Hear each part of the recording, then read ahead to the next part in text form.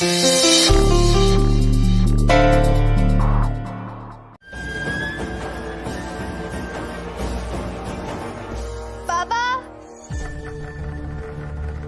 बाबा, ये क्या नौटंकी है? क्या हुआ?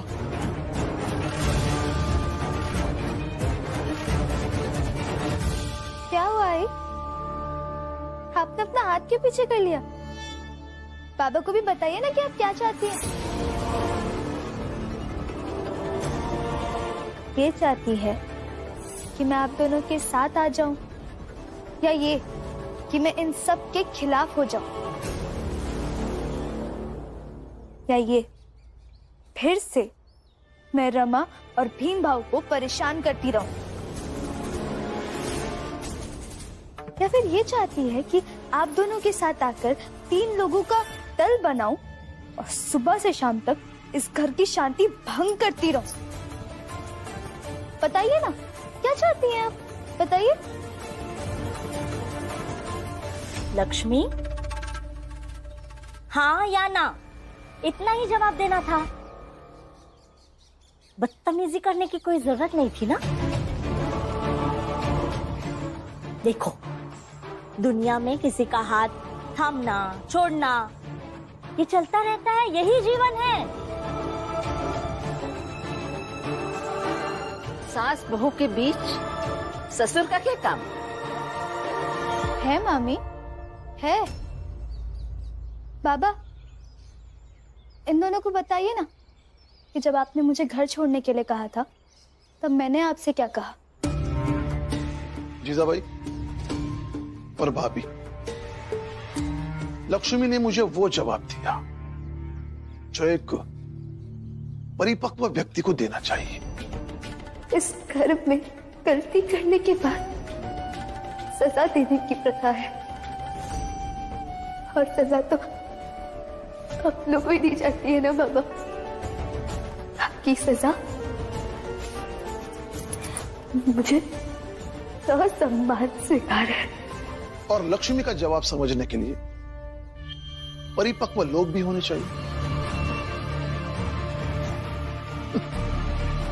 और मुझे नहीं लगता कि आप दोनों में से कोई परिपक्व है।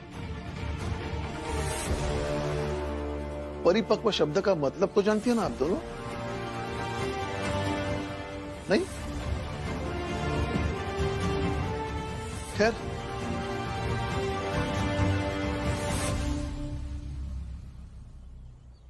क्या पूछ रही थी? अब खुद का घर बुराई का अखाड़ा बन चुका है। हमारा घर, हमारा परिवार तोड़ने आई थी ना, देख अब खुद का घर टूट रहा है। हमारे घर की परवरिश और हमारे घर के संस्कार देखे हैं।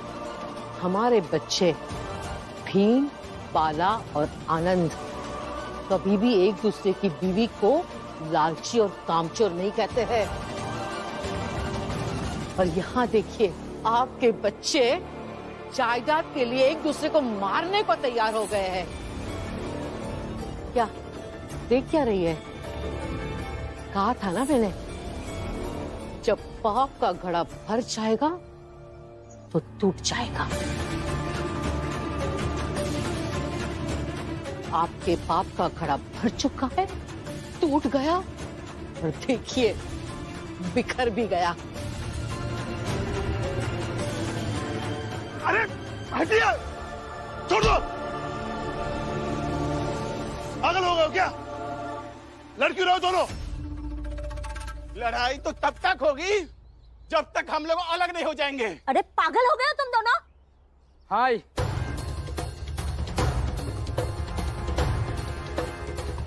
आप दोनों कागज पर अंगूठा लगा दो। आधा इनका और आधा हमारा। फिर झगड़े की कोई बात ही नहीं होगी।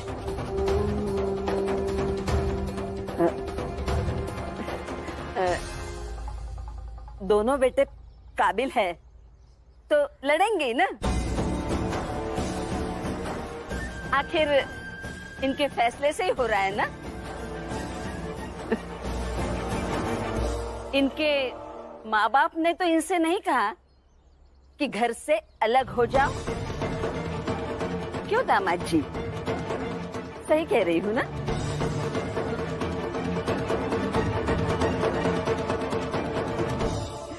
छोड़िए, दो।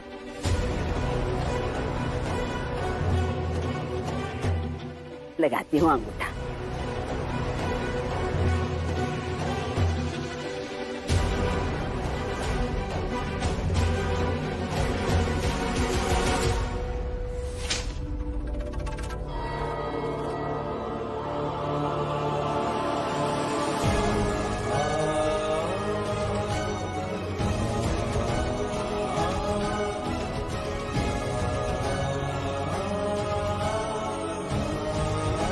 से वो जैसे रहना चाहे वैसे रहेंगे।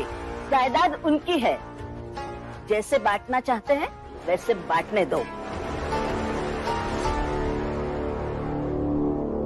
सुन लिया भीमराव, लाओ कागज दो। नहीं दूंगा।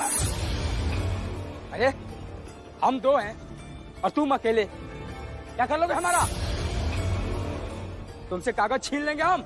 हाँ तो छीनिए। अरे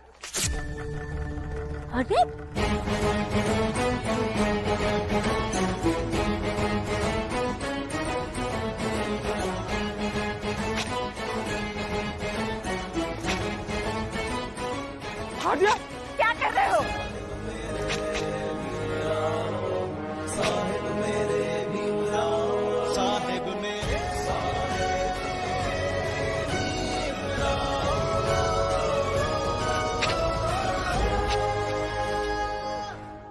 भीमराव, ये तुमने अच्छा नहीं किया।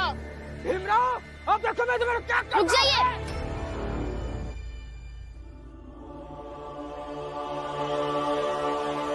पीछे। भीमराव अंबेडकर मेरे पति है, ऐसे और कोई उन तक नहीं पहुंच सकता है।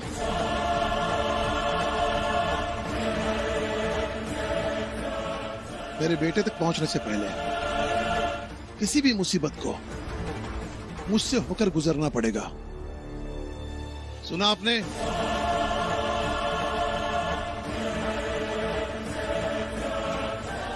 और हाँ, अगली बार जब आओगे तब साथ में 3 कागज लेकर आना, जिसमें से एक कागज पर इनका हिस्सा लिखा हो। अरे अजीब जबरदस्ती है। जब मुझे ही हिस्सा नहीं चाहिए तो तुम क्यों पागल हो रहे हो? नहीं, भीम भैया पागल नहीं है। भीम भैया जो भी फैसला लेते हैं सोच समझ के लेते हैं, नहीं तो आज मैं कोई दूसरे देश में गुलामी कर रहा होता।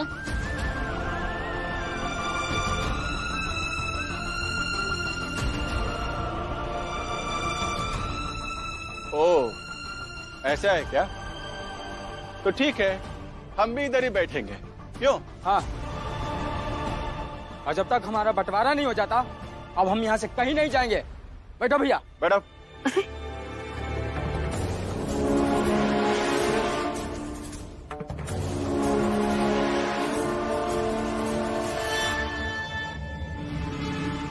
तुम्हें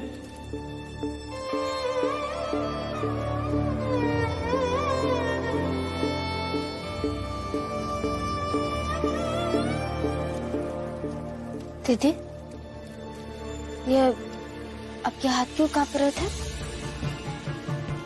पता नहीं रमा, क्या हो गया, अचानक ही ये हाथ कांपने लगा।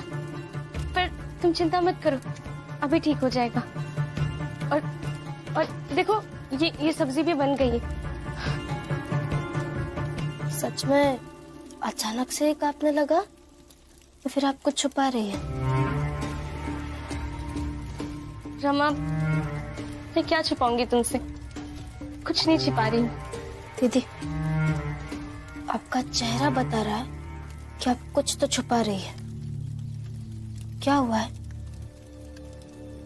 कुछ भी नहीं छिपा रही हूँ दीदी, आपको मेरी कसम है।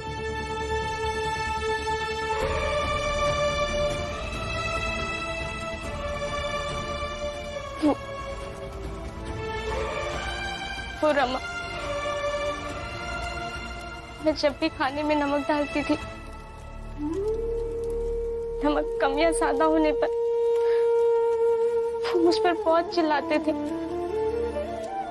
इसलिए जब भी सब्जी में नमक डालने जाती हूँ तो ये हाथ ऐसे ही कांपने लगते हैं।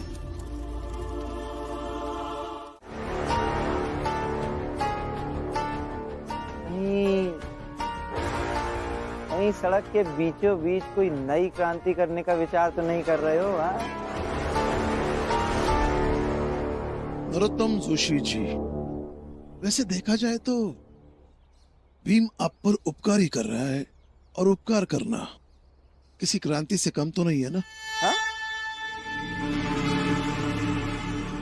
क्या कहा इसने? जोशी जी ये कह रहे हैं कि इस भीमराव ने आप पर एहसान किया है।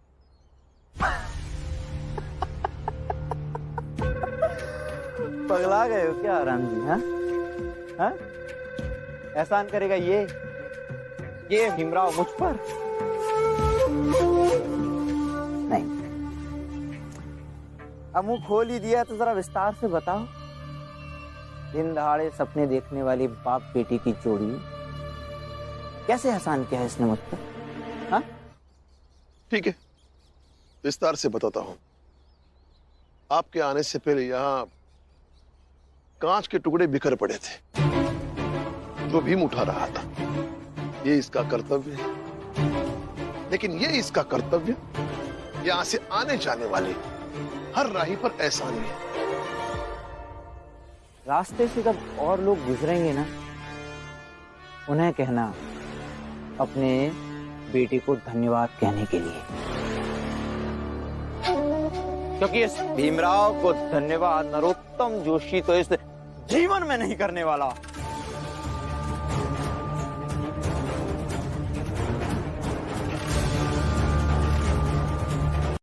गुस्सा थूक दीजिए, जो हुआ सो हुआ, और मरने से कौन नहीं डरता है मालिक।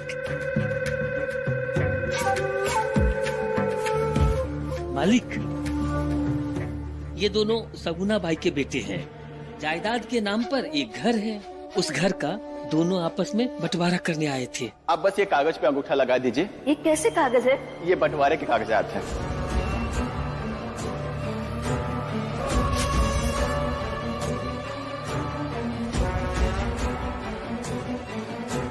जब तक बंटवारे में इनका हिस्सा नहीं बन जाता तब तक ये अंगूठा नहीं लगाएगी। अब जो हुआ सो हुआ, अब इन दोनों का मार्गदर्शन कीजिए ताकि ये भीम के प्रकोप से बच सके। ये मेरा दयालु स्वभाव समझता है। जा भेज उन दोनों को। खड़ा गया, जा। जी मालिक, धन्यवाद। प्रणाम मालिक। तुम दोनों की समस्या बहुत जटिल है, लेकिन चिंता मत करो, एकदम सही व्यक्ति के पास आए। एक उपाय है, बस तुम लोगों को एक छोटा सा काम करना होगा। मालिक, हम जायदाद के लिए कुछ भी करेंगे। जी मालिक। बहुत खूब, तो मार दो बुढ़िया को, मार दो बुढ़िया को और सारा इल्जाम लगाओ उस भीमराव पर। देखते ही देखते सारा खेल पलट जाएगा। क्या हुआ, सांप सूंघ गया क्या? देखो, फैसला तुम लोगों को करना है। लेकिन मालिक, ये देखो, ध्यान से सुनो। या तो जायदाद से संतोष करो, या फिर 2-4 दिन में जाने वाली माँ से। फैसला तुम्हारा है, सोच लो। ले अब एमा हम लोग का कर सकते हैं। अब फैसला तो सुरेश और रमेश का ही करेंगे।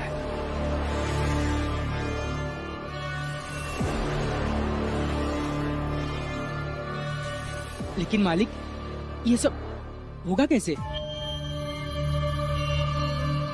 होगा, सब होगा। मेरी बात बहुत ध्यान से सुनो।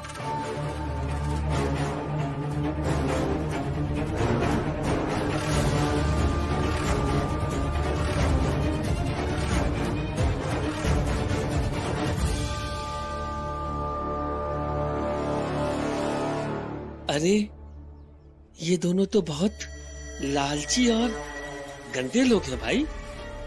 अपनी माँ को मारने के लिए तैयार हो गया। हितेश बम, तुम भी अजीब हो। माँ उसकी, जायदाद उनकी, वो चाहे मारे पीटे, हमें क्या करना है? हमें तो बस उस भीम को फंसाना है। मालिक मालिक जैसा आप बोला कहेंगे है, वैसा ही हम करेंगे। भीम भैया,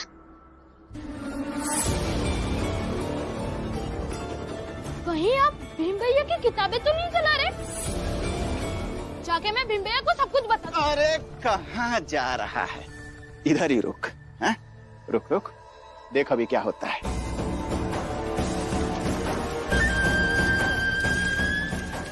आप ये गलत कर रहे हैं। भीम भैया की किताबें मत जलाओ। चिल्लाता रहे। भीम भैया की किताब मत जलाओ। अरे तेरे भीम भाव की ताकत इन्हीं किताबों में है ना, तो आज इन्हीं किताबों को जलाकर राख कर देंगे। नहीं, ऐसा मत करो। भीम भैया की किताब मत जलाओ।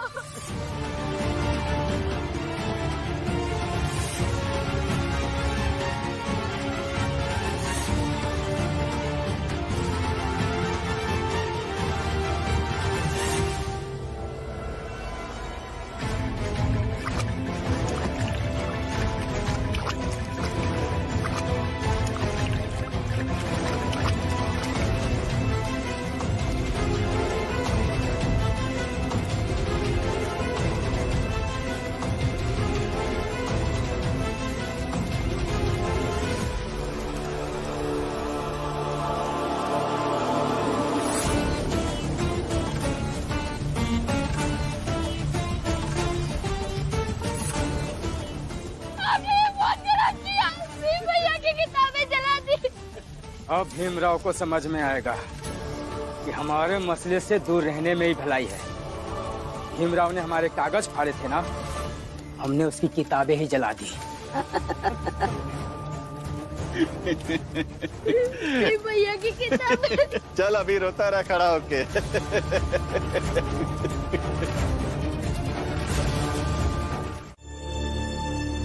वहां जाकर आपने क्या क्या बात की, ये सब दीपक ने बताया मुझे।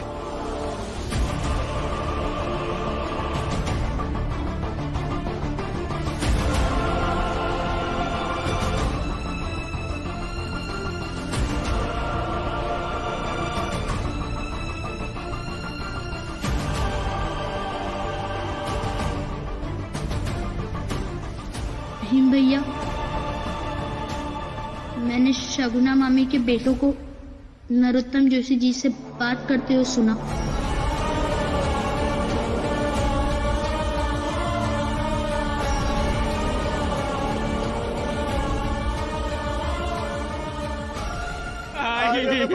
हमें माफ कर दो भाई, हमें माफ कर दो भाई।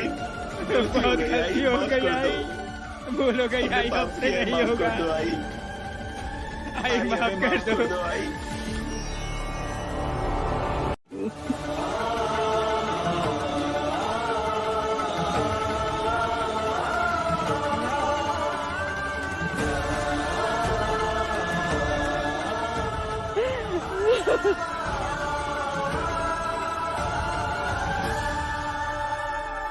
भीम, याद है तुम्हें? एक बार तुमने मुझसे पूछा था मैंने मेरे बच्चों को पढ़ाया क्यों नहीं। और आपके जो बेटे हैं गलत है, और आपने उन्हें बचपन से ही बहुत ही गलत बातें सिखाई समझाई है, और उन्हें विद्यालय में ना भेजने का आपका फैसला तो बहुत ज्यादा गलत है। पर अब लगता है काश मैंने इन्हें पढ़ाया होता तो भीम के थोड़े से गुण तो इनमें आ जाते।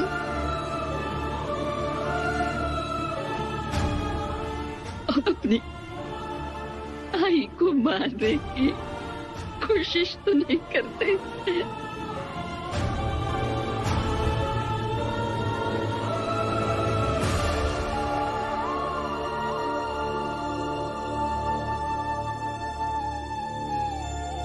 क्या हुआ भाभी?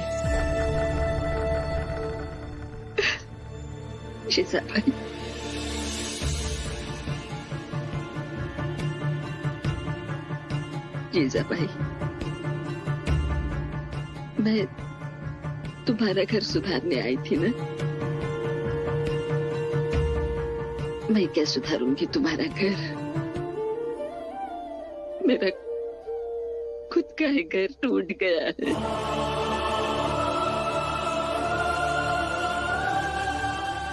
बिखर गया है मेरा परिवार, सब कुछ उजड़ गया है। अपना ख्याल रखना।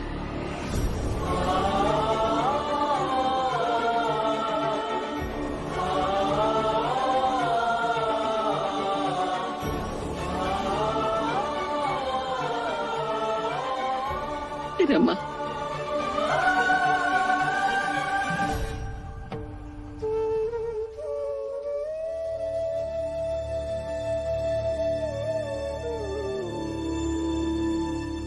तुम्हें याद है मैं जब यहाँ आई थी तब तुम्हारा हाथ मरोड़ा था।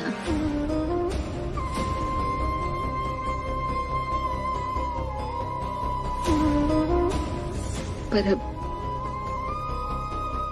इसी हाथ में। भाई बस करो। नहीं, अब पूरी बात सुना कर ही रहूंगी मैं।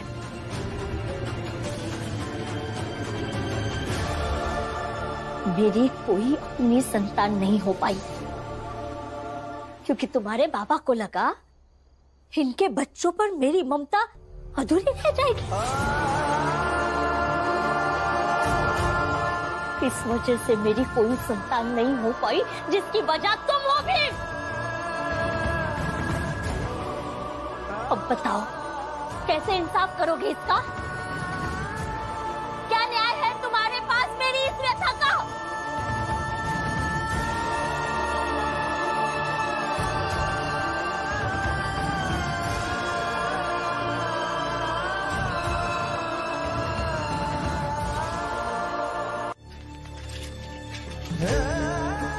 मेरी कोई अपनी संतान नहीं हो पाई क्योंकि तुम्हारे बाबा को लगा इनके बच्चों पर मेरी ममता अधूरी रह जाएगी। इस वजह से मेरी कोई संतान नहीं हो पाई जिसकी वजह तुम हो भी।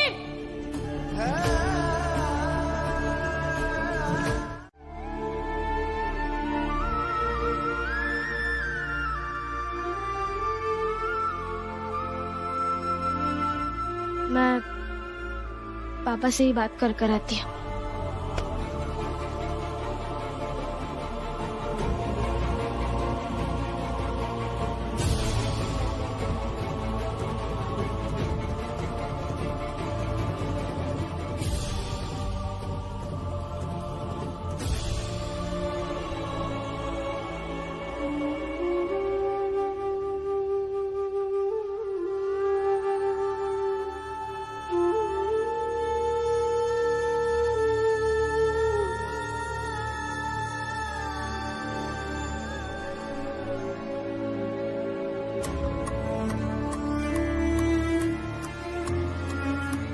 हुआ, अब पता नहीं क्या होगा। रमा, बाप बेटे के बीच कई बार ऐसी परिस्थितियां आई हैं। दोनों समझदार हैं, एक दूसरे को समझा देंगे। तू चिंता मत कर।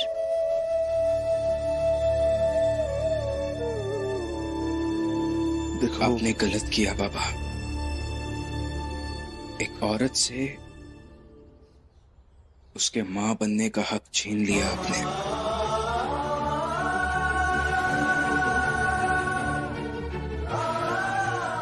हाँ बेटा, गलत किया, जानता हूं।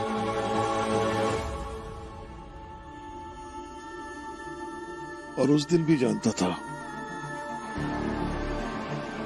मगर अफसोस नहीं। तब भी नहीं था, अब भी नहीं है।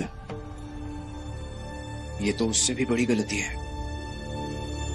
आपको कम से कम इस बात का अफसोस तो होना चाहिए था।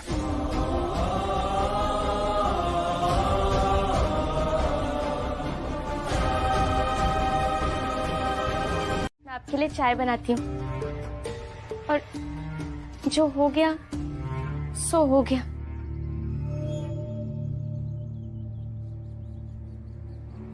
कितने दिन हुए तुम्हें यहाँ आकर? 2 दिन, 4 दिन, और तुम मुझे बता रही हो कि जो हो गया सो हो गया। सालों से घुट घुट कर जी रही हूँ मैं इस घर में। ये इस घर के सारे लोग मुजरिम हैं मेरे। तुम नहीं बनना चाहती हो तो चुप रहो और जाओ यहाँ से। नहीं जीजाबाई,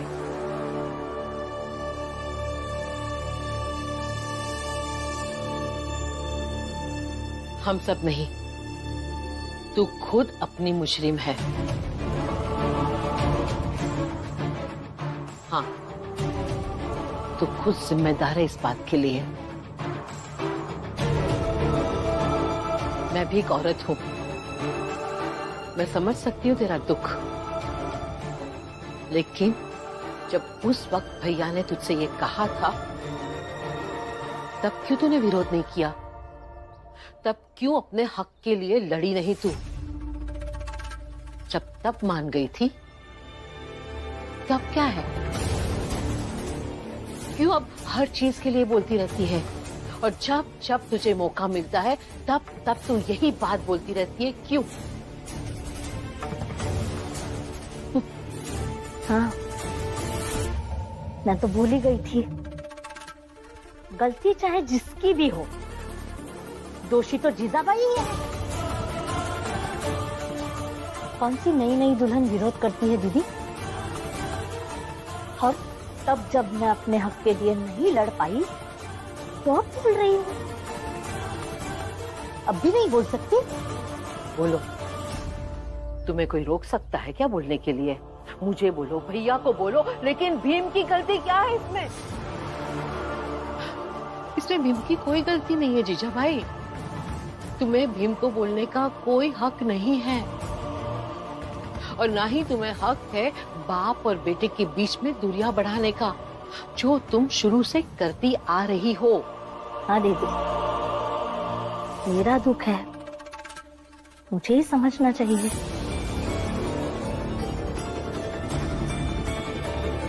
मैं जैसी हूँ वैसी हूँ,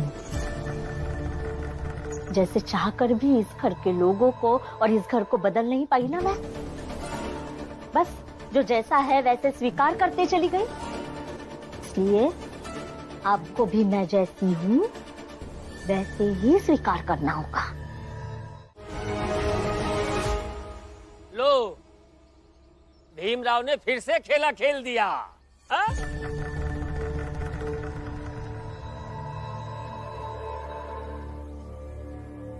बहू, जा बेटा, बाला को लौटा कर वापस घर ले जा। बाद में हम सब मिलकर बाला से बात करेंगे ना। हाँ बेटा, जा, बाला को मना कर लेकर जा।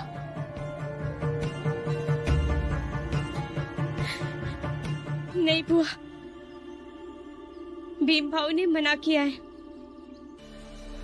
तो मैं कहीं नहीं जाऊंगी।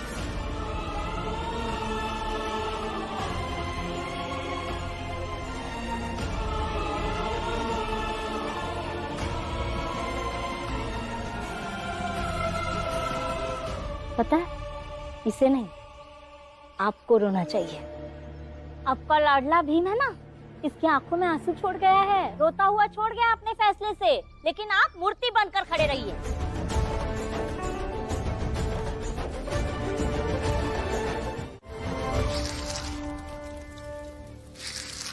ये धमकी हमेशा काम करती है, इस बात भी करेगी।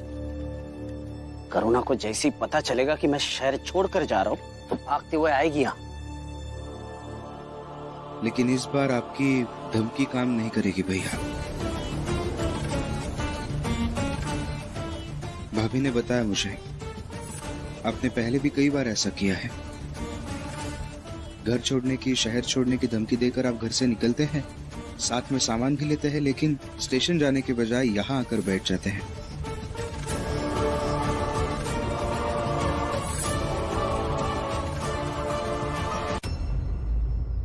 फिर तो तुम्हारी भाभी ने तुम्हें ये भी बताया होगा कि जब तक वो खुद यहाँ आकर मुझसे माफी मांग कर मुझे यहाँ से लेकर नहीं जाती, तब तक मैं यहाँ से नहीं जाता। हाँ बताया, मगर इस बार वो माफी मांगने नहीं आएगी। ठीक है, फिर इस बार मैं सच में चला जाता हूँ।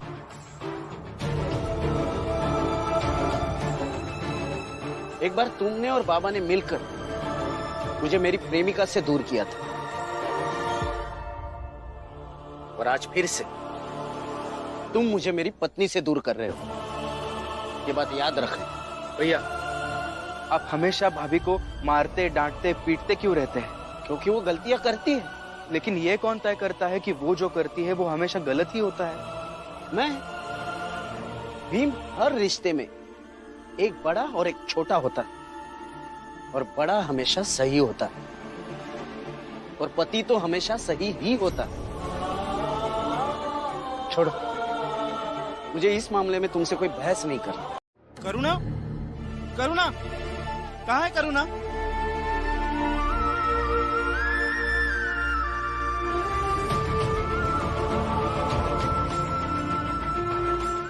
करुणा, करुणा, क्या हुआ तुम्हें? रमा कह रही थी कि तुम बेहोश हो गई हो। झूठ बोला था रमा ने।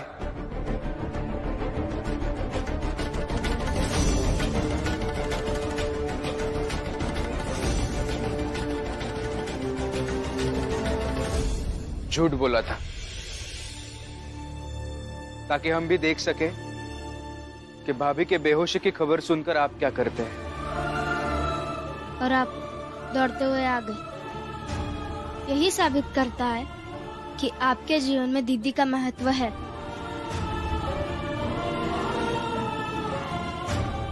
और जिन रिश्तों का महत्व हो उसे संभाल कर भी रखना चाहिए।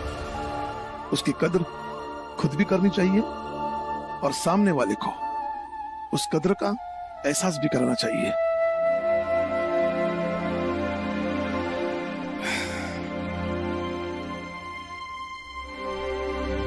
भैया, मैंने जो शर्त रखी थी वो मान लीजिए। क्या पता शायद सब कुछ ठीक हो जाए। आप मुझे 10 दिन दे दीजिए। इन 10 दिनों में आपके सही और भाभी के गलत के बीच एक मुकाबला करवाएंगे। अगर आप जीत गए तो मैं मान लूंगा कि पति हमेशा सही होता है, लेकिन अगर आप हार गए तो आपको ईमानदारी से अपनी गलती कबूल करनी होगी और भाभी के साथ एक नए सिरे से रहना होगा।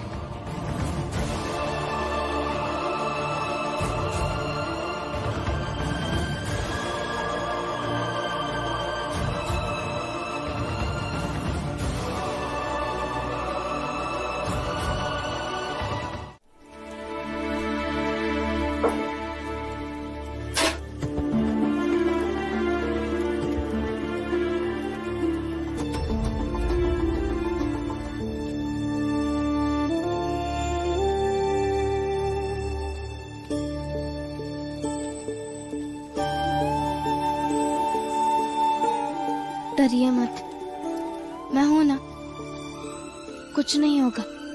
डाली।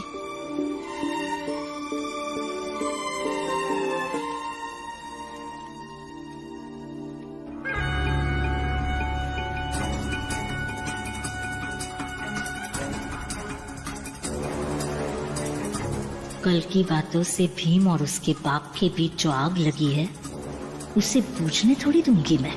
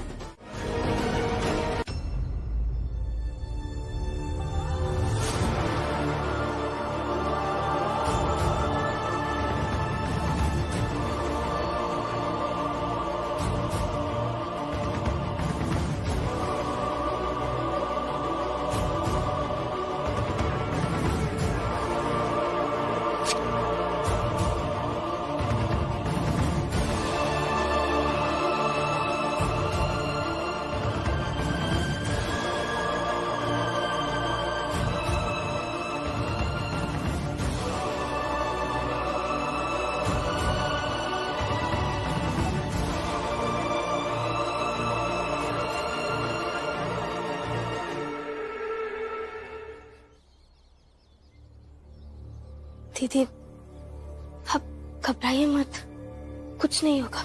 चाहिए चाय देकर आई। फिर मैं बाला से बात करता हूँ कि वो यहाँ से चला जाए।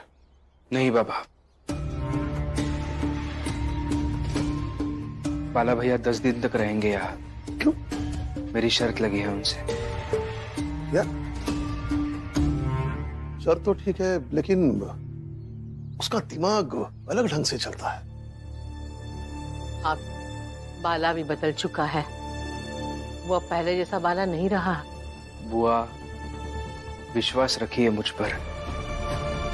भाभी को चाय लेकर जाने दीजिए, और यही बाला भैया के भाभी के प्रति बदलाव की शुरुआत होगी। लेकिन भीम, बाला फिर से इसके साथ बदतमीजी करेगा तो बाहर सबके सामने कितना बुरा लगेगा।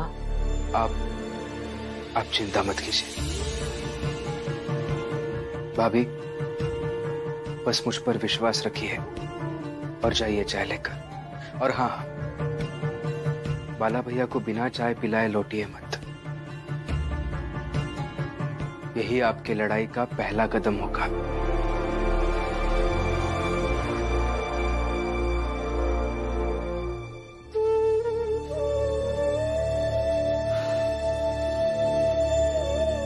ठीक है भीम, मैं जाती हूँ।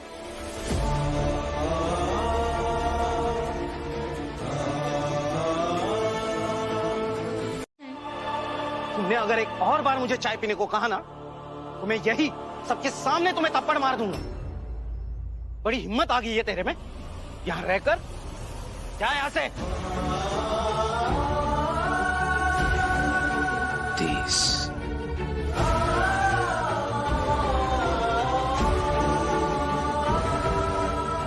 पी लीजिए चाय। तू ऐसे नहीं मानेगी ना।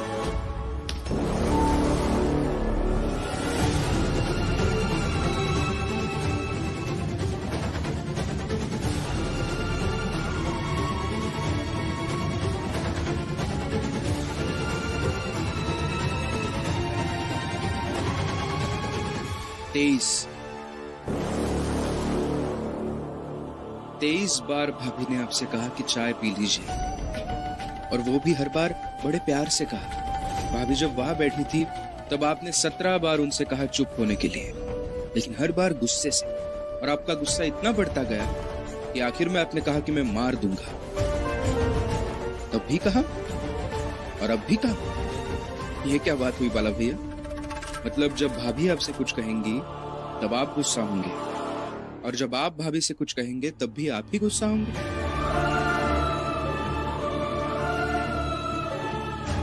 आपको याद है आपने बचपन में मुझे सिखाया था क्रिकेट के बारे में, एक आदमी बॉलिंग करता है तो दूसरा बैटिंग करता है।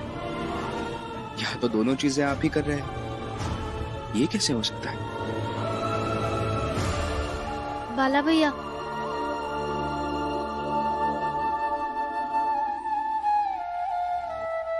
हम सभी आपको नीचा दिखाने के लिए या फिर नासमझ बताने के लिए कुछ नहीं कर रहे, बस जो रास्ते हैं वो हम समझा रहे। मेरा बस ये बाला सुधर जाए, हमारे लिए ना से, लेकिन अपनी पत्नी के लिए सुधर जाए, और फिर जीवन भर वैसा ही रहे। पता नहीं ये बाला कैसे भटक गया। बाला, तेरी पत्नी ने इतने प्यार से चाय बनाई है, तो पी ले चाय। तमाशा तो तूने कर ही दिया है, अब चाय भी पी ले।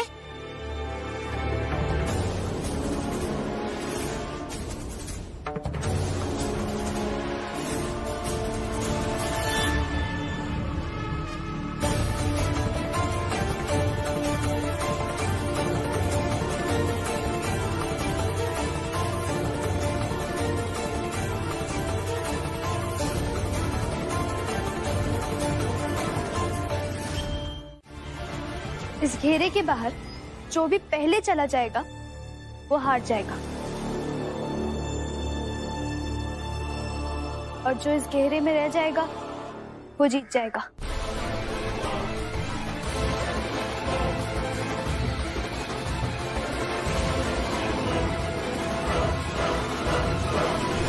क्या पागलों जैसी बात कर रही है तू लक्ष्मी? आनंद पहले से ही बीमार है, वो क्या ताकत लगाएगा? मैं तो उसे ऐसे ही हरा दूंगा।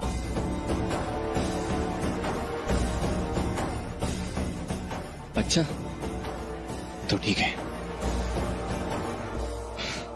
आनंद, अरे जाइए ना, तू मुझे भगाएगा? हाँ, खुद भगोड़ा है, मुझे भगाएगा तू?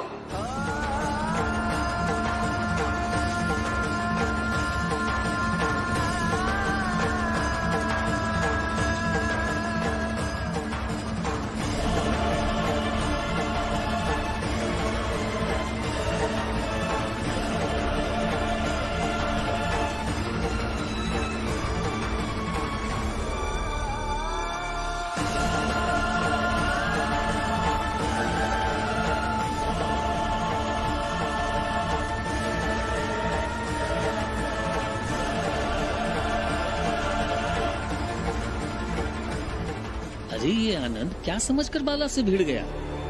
अभी ये घेरा से निकाल कर इसको पटक देगा।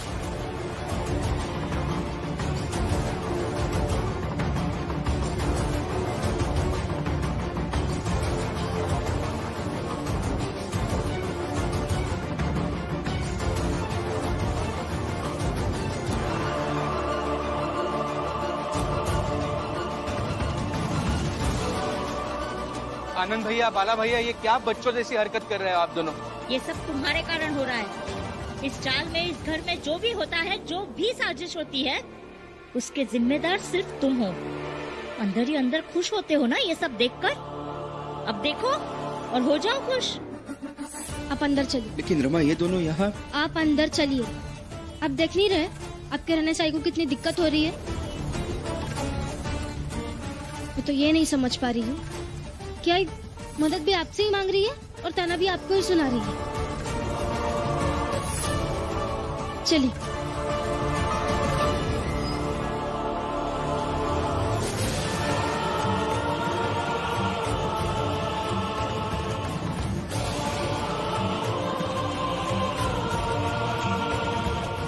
लड़ना बंद कीजिए, ऐसे मत लड़िए।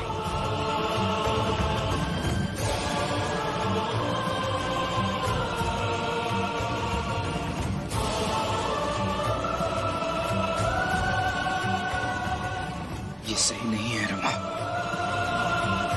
ये सही नहीं है। मैं जानती हूँ कि ये सही नहीं है, इसलिए तो वहां से हाल आया आपको, ताकि कोई भी चीज आपके नाम से ना जुड़े।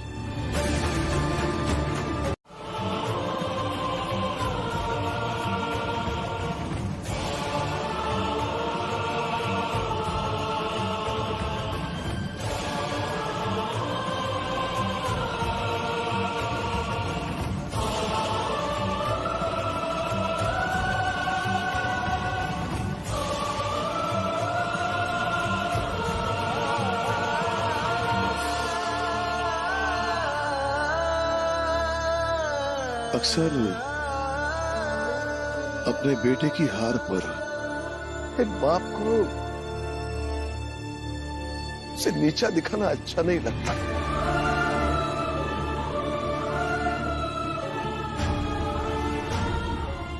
लेकिन जब बेटा अपनी मर्यादा, आदर्श, नीति भूल जाए तो उसका मजाक उड़ाना निश्चित है। लेकिन मुझे ऐसा लगता है कि सबसे पहले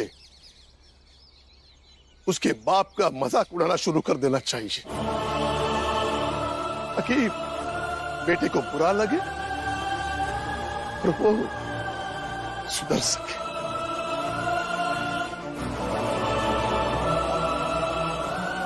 बधाई हो आनंद, बधाई हो।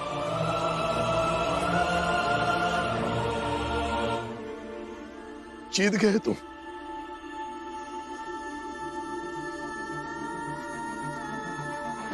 नहीं, तुम दोनों जीत गए। और एक बाप हार गया।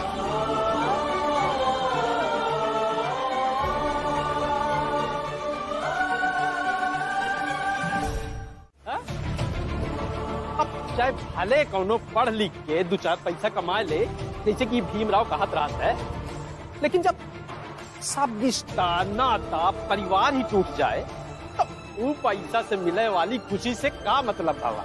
हाँ? आप सबका मतलब अच्छे से समझते हैं हम। मौका मिला नहीं कि भीम और भीम से जुड़ी चीजों की शिकायत करने लगे। घर छोड़ के जाना और पढ़े लिखे होने के बीच में कोई संबंध नहीं है। और पढ़े लिखे जब अलग होते भी है ना, तो मर्यादा में रह के अलग होते हैं, लड़ झगड़ कर नहीं। और अगर आप लोग पढ़े लिखे होते तो ऐसे एक घर को बिखरता देख ताने नहीं मार रहे होते।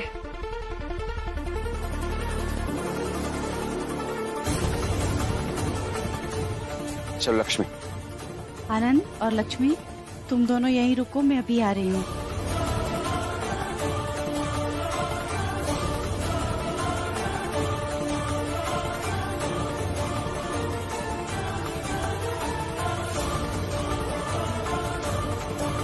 रामजी भाऊ, आपसे एक बात कहनी थी। जी कहिए। इतने सालों से आपको इस चाल में देखा है, आपके परिवार के साथ रही हूँ, और एक ही पंक्ति में कहूँ तो आपके परिवार का होना ऐसा लगता है जैसे अंधेरे में उजाला है। आप लोगों की बातें, आप लोगों की सोच, ये सब सोचने पर मजबूर करती हैं।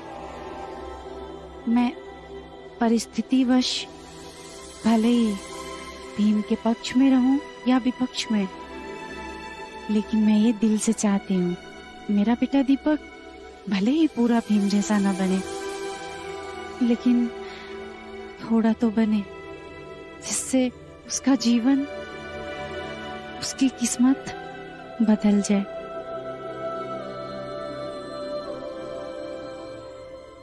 लेकिन बाहर जैसी बातें चल रही हैं, जैसी बातें हो रही हैं, उन्हें सुनकर ये डर लग रहा है कि कहीं मेरा बेटा ये सच ना मानने लगे कि पढ़ाई लिखाई बुरी चीज है, पढ़ने लिखने से घर बिखर जाता है और वो उससे दूर हो जाए। और ये दूरी मैं बिल्कुल नहीं चाहती। हाँ, कई बार हालात के सामने मैं हार मान लेती हूँ, लेकिन मैं ये जानती हूँ कि यही पढ़ाई लिखाई, यही किताबें उसे एक दिन पक्के उसूल वाला व्यक्ति बनाएंगी। और मैं मानती हूँ कि आनंद और लक्ष्मी को सजा भी आपने अपने पक्के उसूल के कारण ही दी है।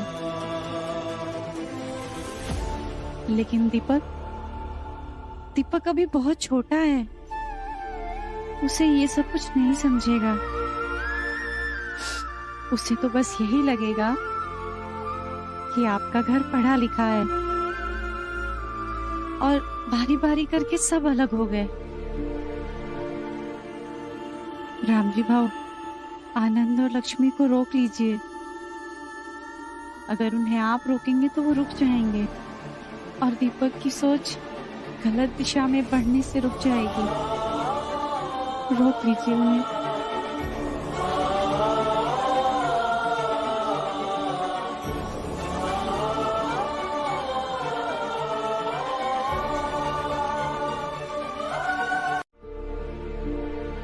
क्या हुआ?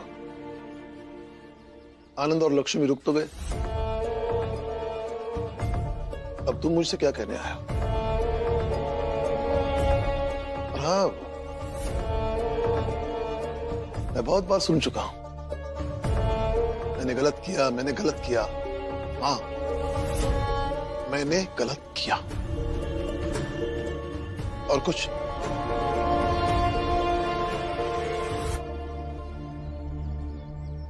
बाबा, पिता का प्रेम इतना शांत कैसे होता है?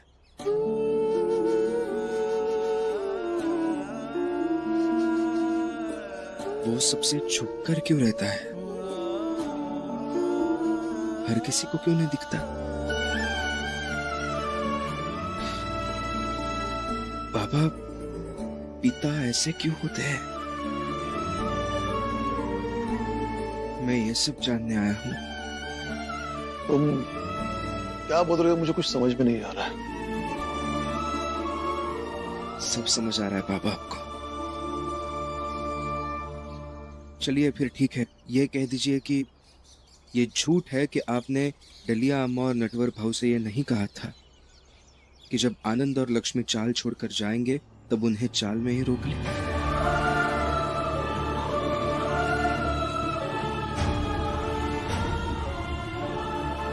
कह दीजिए ये झूठ है।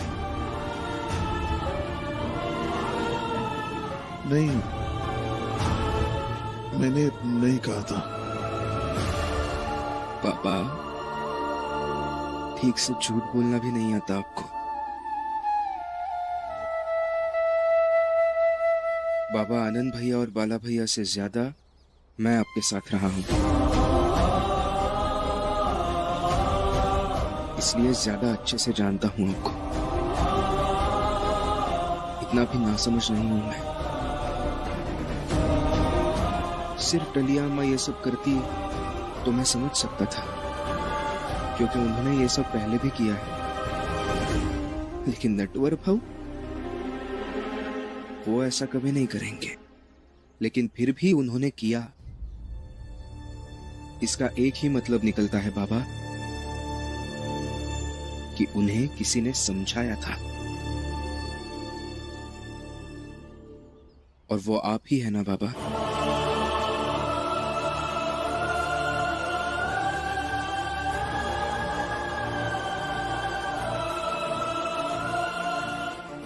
क्यों तमाशा बना रहे हैं मेरा? मत कीजिए ऐसा। आपके भाऊ मुझे हरा कर न केवल मेरा मजाक बनाएंगे, बल्कि सरेआम और इस जात की बेइज्जती करेंगे। रहने दीजिए। भाभी, सामना तो करना पड़ेगा, हारने या जीतने के लिए नहीं, बल्कि खुद को साबित करने के लिए।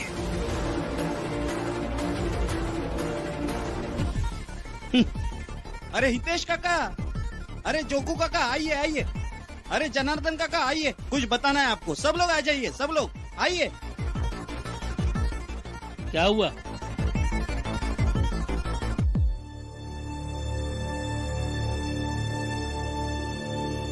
क्या हुआ? क्या हुआ? अरे भीमराव का कहना है कि औरत की ताकत मर्द की ताकत से ज्यादा होती है। यही मौका है ये साबित करने का कि मर्द की ताकत औरत की ताकत से कितनी ज्यादा होती है। उसका कहना है कि मेरी पत्नी मुझे पंजा लड़ाने में हरा देगी।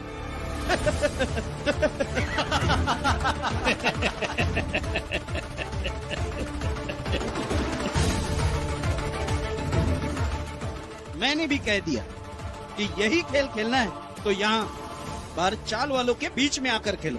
सही है?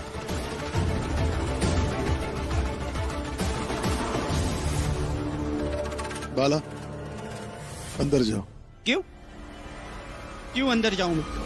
नहीं जाना मुझे अंदर। तो फिर इस चाल से बाहर जाओ। यहाँ तमाशा करने की कोई जरूरत नहीं। तो बाबा, ये बात आप जाकर अपने भीम को क्यों नहीं समझाते कि वो तमाशा ना करे? मैं तो खुद चाहता हूँ कि मैं चाल के बाहर जाऊँ। आप एक काम कीजिए ना, अपने छोटे बेटे से जाकर कहिए कि वो शर्त हार जाए और मुझे मेरी पत्नी को मेरी शर्तों पर ले जाने दे, फिर मैं चला जाऊंगा।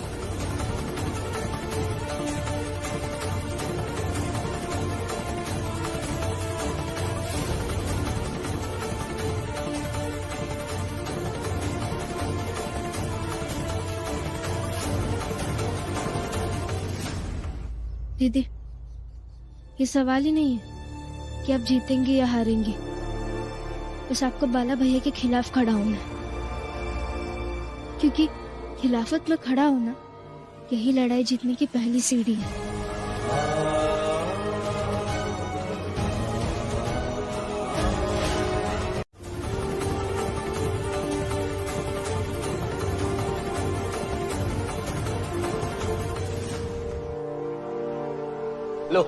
आगे।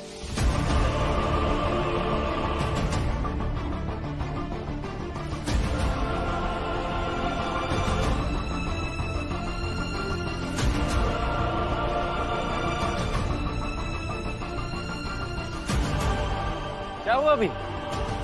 वो औरत कहाँ है जो मर्द का मुकाबला करने वाली थी?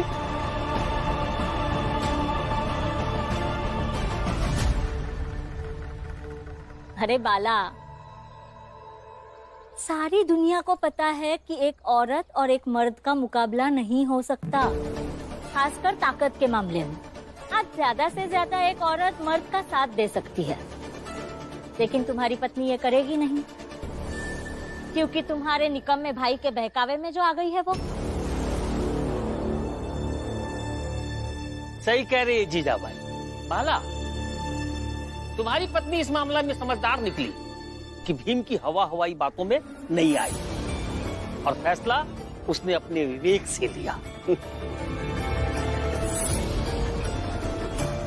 भाभी, सामना तो करना पड़ेगा, हारने या जीतने के लिए नहीं, बल्कि खुद को साबित करने के लिए। सबसे बाला भैया के खिलाफ खड़ा हो, क्योंकि खिलाफत में खड़ा होना यही लड़ाई जीतने की पहली सीढ़ी है। क्या हुआ भीम?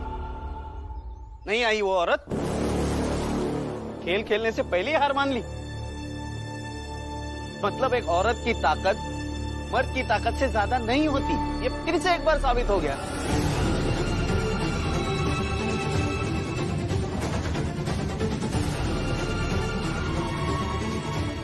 और ये बात तुम भी हमेशा याद रखना, दोबारा कभी भी मेरा हाथ पकड़कर मुझे ये समझाने की कोशिश मत करना कि औरत की ताकत मर्द की ताकत से ज्यादा होती है।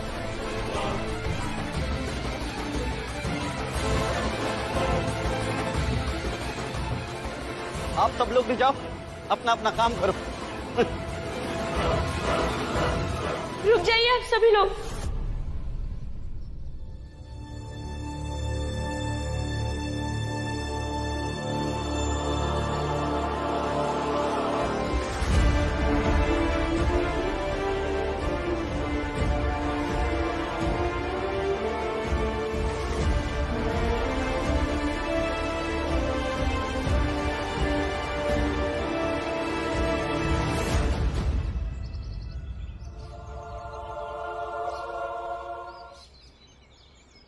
नहीं, अभी फैसला नहीं हुआ है।